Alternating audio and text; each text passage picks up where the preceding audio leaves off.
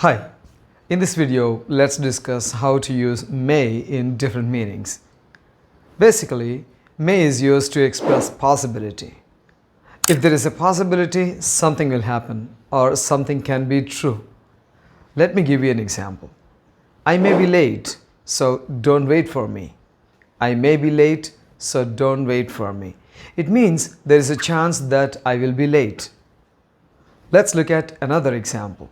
Some chemicals may cause environmental damage.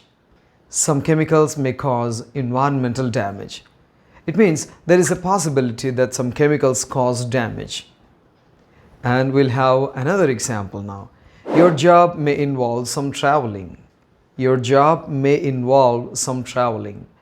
It means it is fairly likely. It means there is a great chance. There is a good chance that your job involves some traveling. It means as part of your job, you need to travel. There is a possibility. And may is also used to give permission to do something. It means you can give permission to somebody to do something. Like, you may go now, or you can say, you may sit down or stand as you wish. You may sit down or stand just as you wish. Now, it's not just that.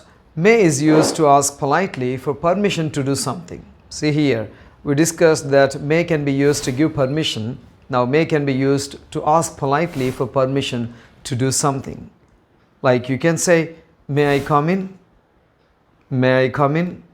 Or you can say, may I use your computer for a few minutes? May I use your computer for a few minutes? That's it. So I have discussed all the very important ways in which you can use may. And if you like this video, hit that like button, share and subscribe to the channel if you are new here. Thanks for watching. I'll see you in my next video.